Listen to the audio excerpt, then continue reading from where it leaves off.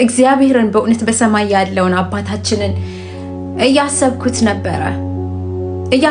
ነበረ እና እዚህ ጋር ደግሞ ጥቅስ አስቀምጬላችኋለሁ ሄዳችሁ አንብቡት። ኢየሱስ ክርስቶስ የተናገረው ነው ማለት ነው። እናንተ ክፉዎች ሆናችሁ ሳለ ለልጆቻችሁ መልካምን ማድረግ ካወቃችሁበት የሰማይ አባታችሁ እንዴት አብልጦ መልካምን ነገር አያደርግላችሁ እያለ ይናገር ነበረ።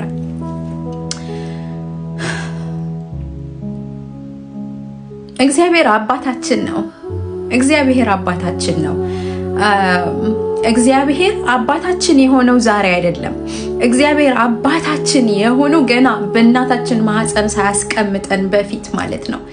ይቅርታና እንደምንም ብዬ መልእክቴን እጨርሳለሁኝ እና ዛሬ ጌታ ያስተማረኝን የእውነት ልንገራችሁ ትባረኩበታላችሁ። እኔ በጣም ነበረ ልቤን ሲደግፈውና በቃ ልቤን ሲያሞቀው የነበረው። ማለዳ ላይ ልጆቼን እየሸኘሁኝ ልጆቼ በቃ ጫማቸውን እያደረጉ ጃኬታቸው ምናምን ረሽ እያደረጉ ማለት ነው አባታቸው ሊወስዳቸው ወደ ትምህርት ቤት እየተራወጡ ነው ያሉትና ዝም ብዬ አያቸው ነበረ። ምንም ነገር አይፈሩም። ወይንም ደግሞ እኔ ወይንም አባታቸው እናበላቸው ይሆን እናጠጣቸው ይሆን፣ ዩኒፎርም ቢጎድላቸው፣ ጫማ ቢጎድል፣ ልብስ ቢጎድል፣ ማታ በቃ ቢተኙ ቢነሱ እቤት ውስጥ ያለምንም ፍርሃትና በእኛ ላይ በጣም ዲፔንድ ከመሆናቸው የተነሳ ሲያኮርፉ፣ ሲጣሉን፣ ስንገስጻቸው እምቢ ሲሉን በቃ የሚሆኑትን ሁሉ ማለት ነው በቤት ውስጥ ፍጹም በሆነ ኮንፊደንት ወይንም ደግሞ እምነት ይኖራሉ።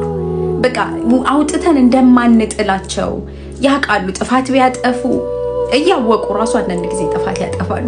ያ እንደሚያናድደኝ ያውቃል። አባቱንም እንደሚያስቆጣ ያውቃል።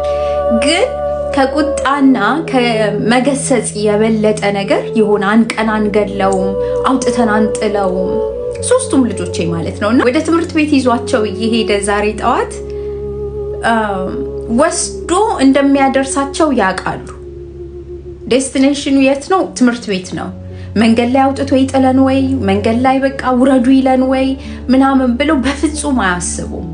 ልጆቻችን በእኛ ላይ ያላቸው ትልቅ የሆነ እምነት ማለት ነው። በቃ ራሳቸውን ጥለውብን ነው የሚኖሩት። መግባቸዋለን፣ እናጠጣቸዋለን፣ የሚያስፈልጋቸውን ነገር ሁሉ ለነሱ ሰክሰስ እኛ አሁን በነሱ ላይ ብዙ ነገር ነው ስፔንድ የምናደርገው። ወደ አባቴ ወሰድኩት፣ ወደ ጌታ ማለት ነው።